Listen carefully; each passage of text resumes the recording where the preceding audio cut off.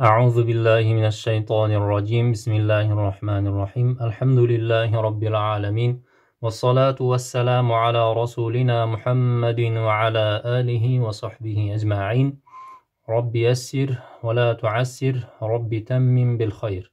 Aziz hurmatli o'quvchilar, 9-darsimizni boshlaymiz. Inshaalloh 9-darsimizda xo, ha va g'oyn harflarini o'rganib chiqamiz inshaalloh.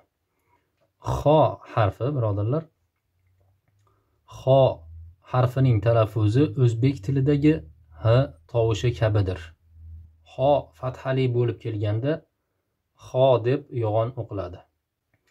Xo harfining so'z boshida yozilish shakli, xo harfining so'z o'rtasida yozilish shakli va xo harfining so'z oxirida yozilish shakli. Xo, xi, xu, xob, xol, xoroj, xobar, xoshab, xolaf, xoyru, xotmu, xomru,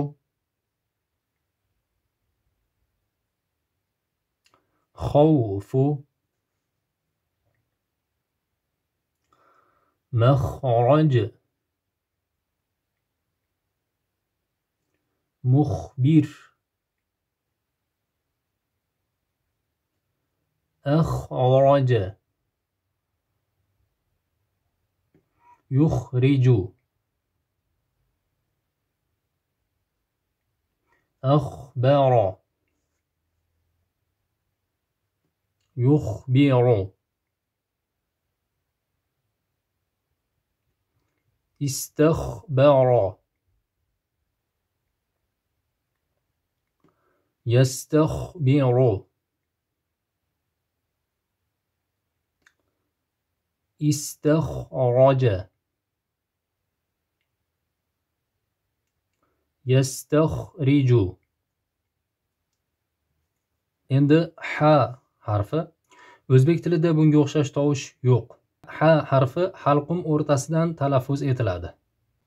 Ha harfining so'z boshida yozilish shakli, ha harfining so'z o'rtasida yozilish shakli va ha harfining so'z oxirida yozilish shakli. Ha, hi, hu, hay, حل، حج، حسن، حسب، حسف، محسن، محشر،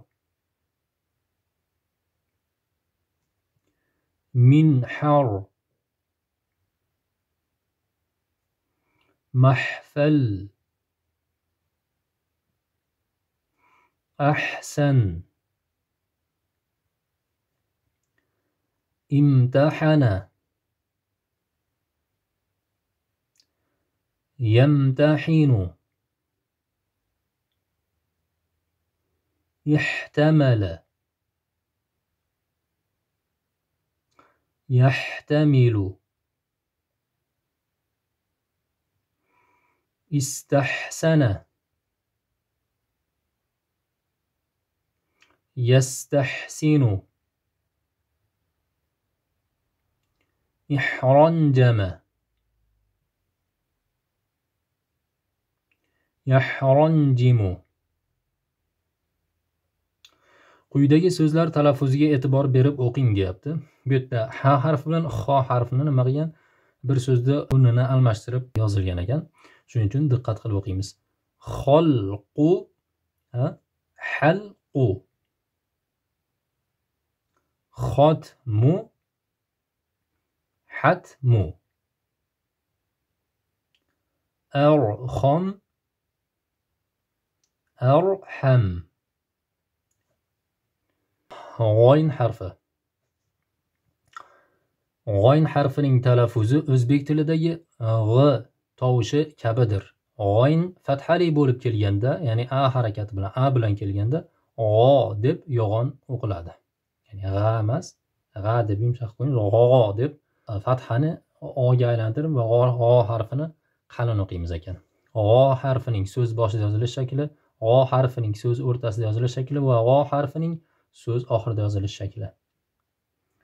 G'o, g'i, g'u, g'om, g'ob, g'il, g'oyru, bag'lu, farg'u,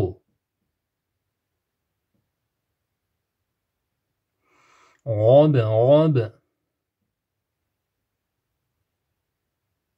مبلغ، مغرب، يغلب، يغفر، اشتغل، يشتغل،